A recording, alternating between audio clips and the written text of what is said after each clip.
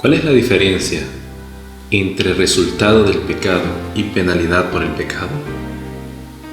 Antes de conocer el asunto del pecado en nuestra propia experiencia, vamos al principio, a la experiencia del pecado de Adán y Eva, desde el mismo principio de la historia de este mundo. ¿Qué fue lo que Dios hizo cuando los planes que tenía para la raza humana fueron alterados debido a las decisiones que nuestros primeros padres tomaron? ¿Cuál fue la penalidad del pecado de ellos? Vayamos a Génesis, el capítulo 2 y versículo 17.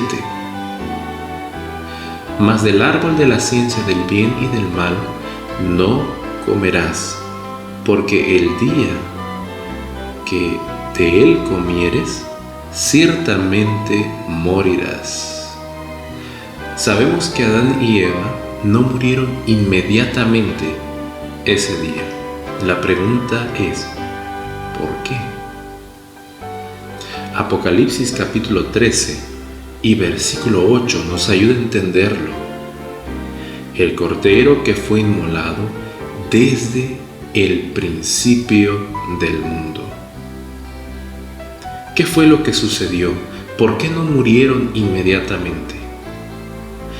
¿Será que Dios cambió acerca de la penalidad por el pecado? ¿O es que Jesús, el Cordero de Dios, fue muerto y los salvó de la penalidad del pecado? Adán y Eva no murieron inmediatamente, porque un sustituto fue presentado entre la pena de muerte y ellos. El mismo día en que Adán pecó, Jesucristo ocupó su lugar y pagó la penalidad por su pecado en la cruz, desde la fundación del mundo. San Juan 3:16, porque de tal manera amó Dios al mundo, que dio a su único Hijo, para que todo aquel que en Él crea no se pierda, mas tenga vida eterna. ¿Por qué la pena de muerte no fue aplicada inmediatamente? Porque un rescate fue encontrado. El unigénito Hijo de Dios se ofreció para tomar el pecado del hombre sobre sí mismo y hacer expiación por la raza caída. Y el propio Padre dio a su único Hijo, poniendo la otra mejilla. Desde el principio aprendemos que el amor eterno, Padre, la entrega expiatoria de su Hijo, afectó también directamente a Adán y a Eva, a toda la raza humana. Jesús pagó la penalidad del pecado de Adán y Eva. Asimismo, tuvieron una nueva oportunidad. Pero todo el sufrimiento y el dolor experimentado por Adán y Eva fue el resultado del pecado, no la penalidad, no el castigo. Fue el resultado del pecado. La penalidad fue pagada por Jesús. Inmediatamente vemos un sacrificio de un cordero, mostrando a Adán que tenía, o que él entendía, que la penalidad por su pecado había sido pagada. El resultado del pecado, la maldición del pecado, afecta a la raza humana hasta nuestros días. Una pregunta: ¿toda muerte significa culpa? Lucas, el capítulo 13 y el versículo 1 al 5. En este mismo tiempo estaban allí algunos que le contaban acerca de los galileos, cuya sangre Pilato había mezclado con los sacrificios de ellos. Respondiendo Jesús les dijo: ¿pensáis que estos galileos, porque padecieron tales cosas, eran más pecadores que todos los galileos? Os digo, no. Antes, si no os arrepentís, todos pereceréis igualmente.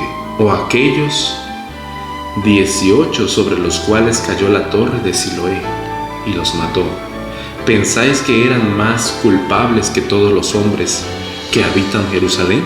Os digo, no. Antes, si no os arrepentís, todos pereceréis igualmente. ¿Por qué murieron estos hombres? ¿Será que murieron porque eran más pecadores que los otros? ¿Será que murieron por sus pecados personales? ¿O será que murieron porque vivimos en un mundo de pecado y que tiene consecuencias o resultados de decisiones de Adán, trayendo la maldición sobre esta tierra? Dolor, sufrimiento. Estos hombres no murieron por sus pecados personales. Ellos no eran más malos que los otros. La muerte que murieron no fue por la penalidad del pecado, sino por el resultado del pecado. Repito, por el resultado del pecado que afecta a todos los que vivimos en la tierra. Otra pregunta: ¿el sufrimiento significa culpa? San Juan, el capítulo 9, versículo 1 al 3. Al pasar Jesús vio a un hombre ciego de nacimiento, y le preguntaron sus discípulos diciendo: Rabí, ¿quién pecó, este o sus padres, para que haya nacido ciego? Respondió Jesús: no es que pecó este ni sus padres, sino para que las obras de Dios se manifiesten en él. Este hombre era ciego, no por su pecado. Este no pecó antes de nacer, ni por los pecados de sus padres, sino porque él nació, era ciego, porque él nació en un mundo maldito por el pecado. La ceguera de este hombre es el resultado de la maldición del pecado que reposa sobre toda la tierra, sobre toda la raza humana. Este es un ejemplo claro de la diferencia entre penalidad del pecado y resultado del pecado. Una pregunta más: ¿cuándo es que podemos experimentar la vida eterna? Juan, el capítulo 5, el versículo 24 y 25 dice: de cierto os digo, el que oye mi palabra y cree al que me envió, tiene vida eterna, y no vendrá a condenación, mas ha pasado de muerte a vida. De cierto os digo, viene la hora, y ahora es, cuando los muertos oirán la voz del Hijo de Dios, y los que la oyeren vivirán. El mismo Jesús lo dice: cuando creemos en Él, en su palabra, podemos tener vida eterna. Y puede ser hoy mismo, aunque podemos morir, pero seremos resucitados de entre los muertos cuando Cristo venga. Aquí vemos una clara distinción entre la primera muerte, que Cristo la llama un sueño, y la segunda muerte, de la cual no habrá resurrección. La primera muerte es el resultado de un pecado que permea esta tierra, y la segunda muerte es por la penalidad del pecado.